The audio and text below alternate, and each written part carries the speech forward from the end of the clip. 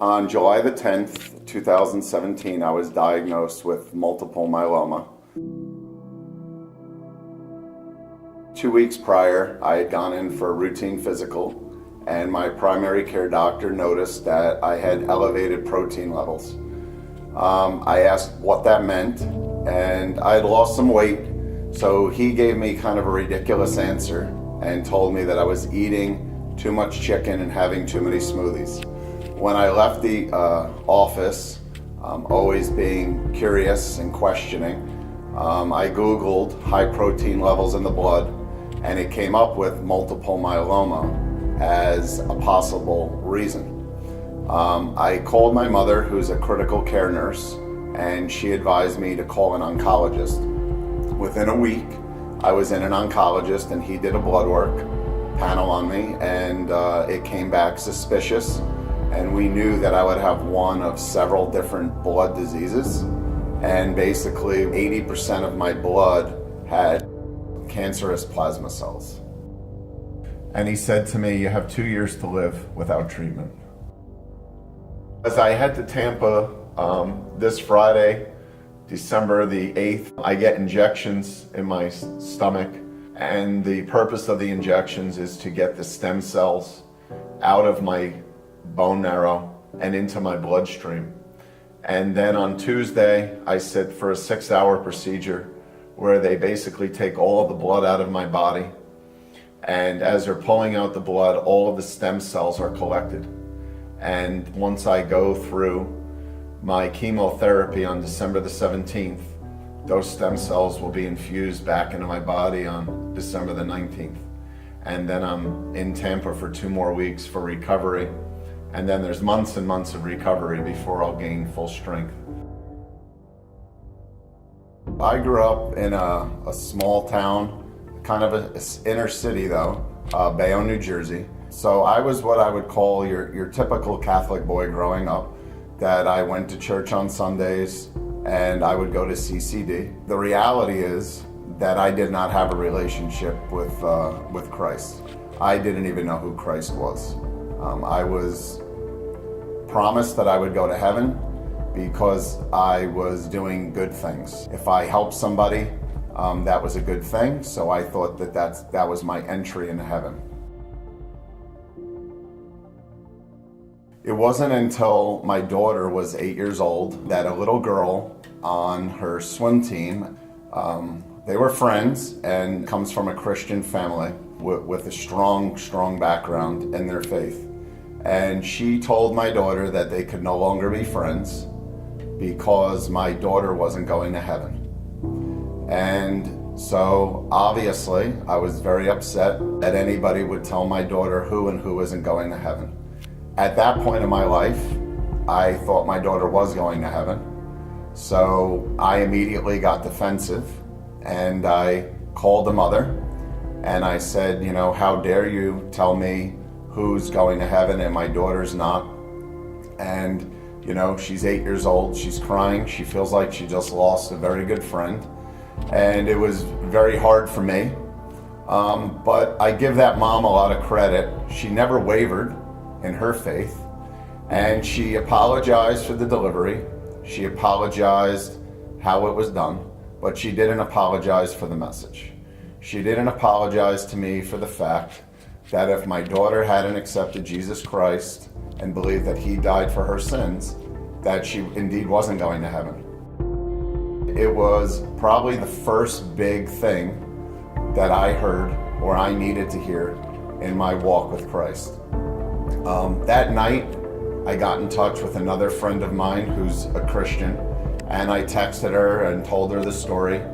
And immediately she didn't reply back, but by the morning there was a text on my phone, and the text echoed, in fact, that I wasn't going to heaven because I had not accepted Jesus Christ.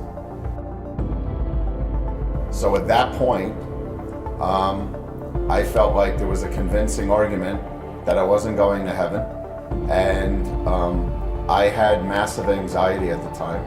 So part of my anxiety was my health and just some level of uncertainty about my eternity. Where would I go? Was I going to heaven?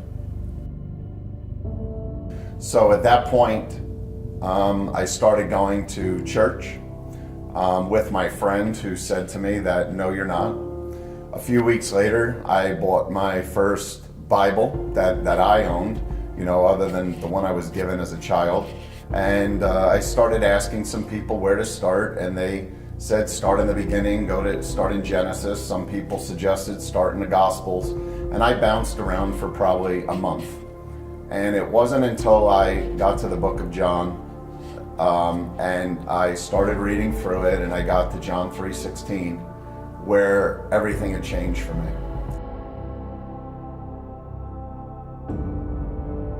Now, I've been in 100 stadiums in my life, and I've seen this number written on, Tim Tebow.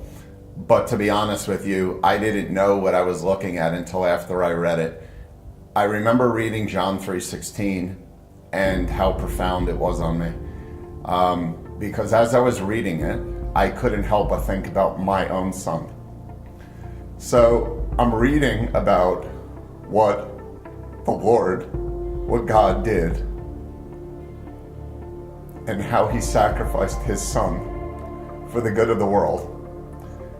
And I put that in my own life. And I thought about my son.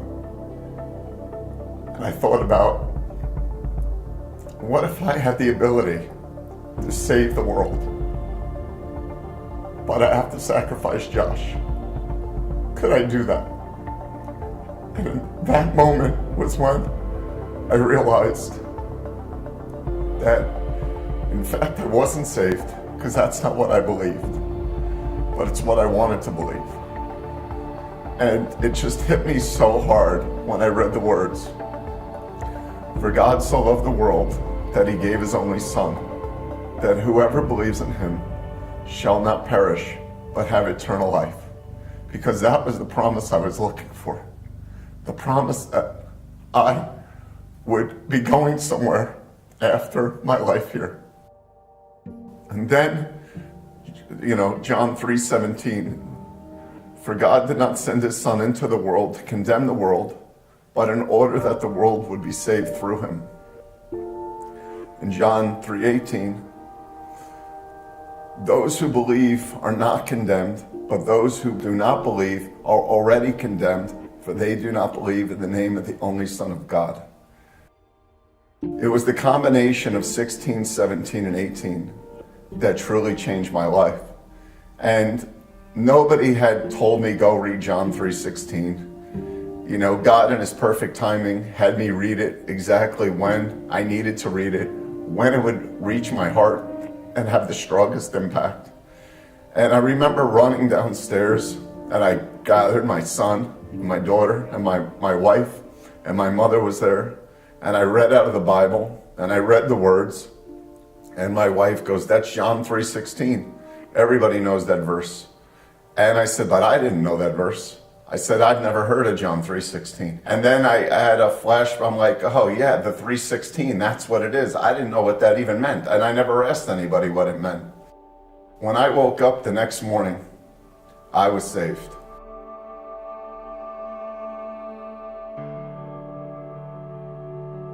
I felt like a different person. I felt like I left my body. I felt like that was the beginning of a new life for me. And at that point, my only goal was to make sure that my son and my daughter had a relationship with Christ. So we began to get more involved in the church. My wife was serving. My kids were part of their youth ministry. And it was many months later that both my son and daughter had accepted Christ. And that was, obviously the greatest day of my life. Everything is perfect in His timing. I believe that I wasn't ready to accept Christ until I was in my 40s. I believe that He waited for me and the timing to bring people into my life for when I was going to be ready to start this relationship with Him. And I also believe that He held off on the cancer until I was saved. He put the things in the order they needed to be. in order for me to best handle them. From that day forward, the one thing I never worried about was my place and where I'll be should something go wrong. I never was worried about dying, which is exactly what I would have been worried about prior to being saved. The only thing I was concerned about was getting better to live now, to be able to share my story with others and hopefully bring more people to Christ.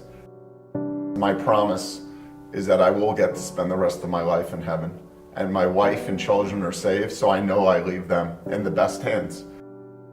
And there's risk involved, and I had to sign consents that it's possible I could die. I don't believe I'm going to die. I believe that the Lord has a lot more in store for me here, but there's no level of anxiety right now with where I go should something bad happen.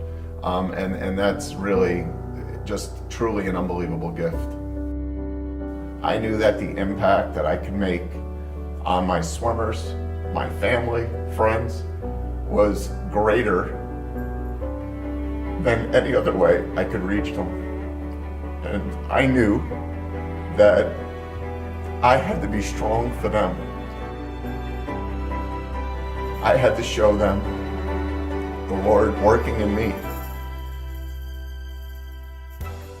I know that I have so many people back home that I'm gonna get through this, and I'm gonna get through this because of their prayers and their strength. And I'll be back to Kings when this is all done, back with my team, and that's just where I want to be back. This is without a doubt the most difficult thing that I've had to deal with. But the only reason that I'm able to get through it is because I know that Jesus Christ died on the cross for me. Without the hope of heaven and the promise of heaven, because I've accepted him as my Lord and Savior, this would be insurmountable. So for those of you who know the Lord, my advice to you when you're going through a difficult situation is to lean on him. Lean on him and allow him to be there every step of the way with you. I haven't really done that throughout this entire process the way I would have liked to. So if I could go back to day one, I would lean on him even more than I already did. For those of you who don't know the Lord, my advice is to learn about him, to take the same steps that I took, to go get a Bible and to read about the Lord, to ask a friend who is a Christian about the Lord, to go to somebody in the school who you trust, a teacher or a faculty member, and ask questions about the Lord. Because when you are in this situation, the only person that can really pull you through is him. And if you develop that relationship with him, then you'll be able to overcome anything that comes in your life.